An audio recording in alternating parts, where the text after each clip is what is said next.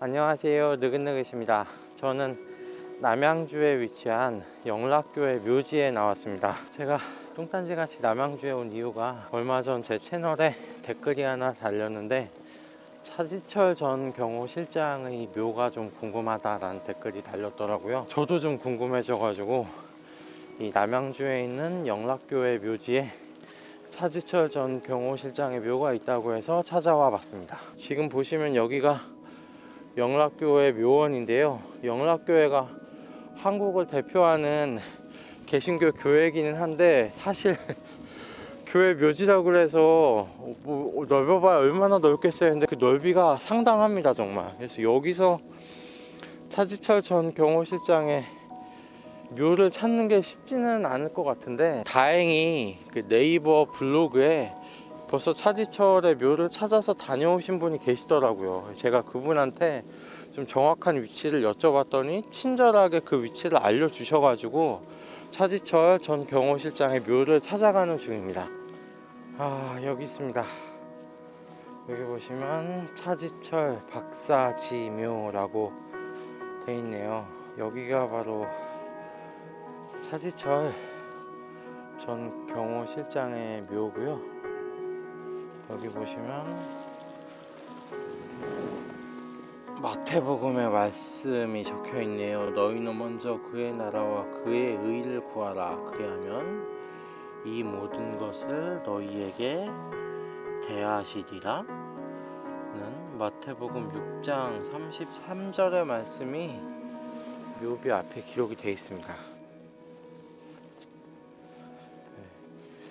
여기 보면 규후 1934년에 태어나서 1979년 10월 26일에 소천했다고 나와 있고요. 여기 가족들의 이름이 적혀 있네요.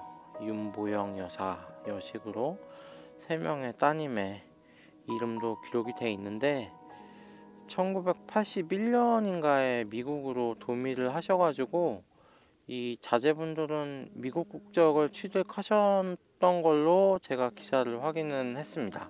차지철 전 경호실장 같은 경우는 동교동에 있던 자택에 기도실을 따로 마련해 가지고 하루 2차례씩 기도를 드리는 걸 빼먹지 않고 신앙생활을 했던 걸로도 유명하고, 그런데 이 차지철 전 경호실장이 다녔던 교회는 사실 영락교회는 아니거든요. 예전 신문 기사를 보니까 정동제일교회에 다녔던 걸로 이야기가 나오더라고요. 그런데 왜 차지철 전 경호실장이 영락교회 묘지에 묻혀 있냐면, 그 영락교회 제2대 목사님인가요? 그 박조준 목사님이 국민일보인가 어딘가에 회고를 남긴 걸 살펴보면 박정희 대통령이 돌아가시고 나서 청와대에서 연락이 왔는데, 박정희 대통령은 국장으로 상을 모시는데 차지철 전 경호실장은 청와대에선 따로 관여하지 않을 테니까 영락교회에서 그냥 알아서 좀 상을 치러달라라는 이야기를 전달을 받고 이 영락교회 묘지로 차지철 전 경호실장을 모시게 된 것 같습니다. 그런데 여기 보면 차지철 전 경호실장의 묘 바로 옆에 여기 보시면 김대안 권사의 묘라고 이렇게 묘가 하나 더 있는데요. 이 김대안 권사님이 바로 이 차지철 전 경호실장의 어머님이에요. 그래서 김대한 권사님이 영락교회 신도였기 때문에 아마 그런 개인적인 인연들도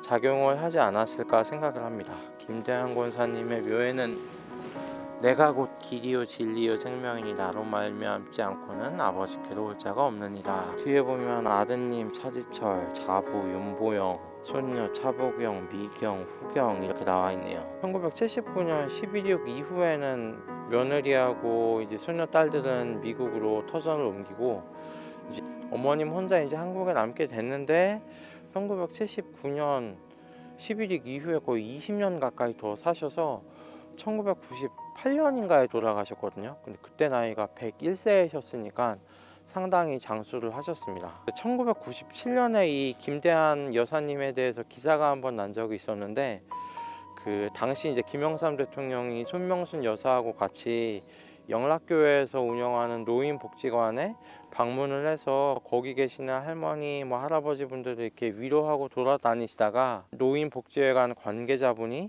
차지철 전 경호실장의 어머님이 여기 계시다라고 해서 따로 이렇게 인사를 드렸다라고 하는 기사도 나와 있습니다. 생애 마지막에는 영락교회에서 운영하는 노인복지관에서 아마 생활하셨던 것 같고, 돌아가시고 나서는 이렇게 아드님인 차지철 전 경호실장 옆에 이렇게 모셔지게 됐습니다. 오늘 시청자분의 요청을 받아가지고 이 남양주에 위치한 차지철 전 경호실장의 묘를 한번 둘러봤습니다.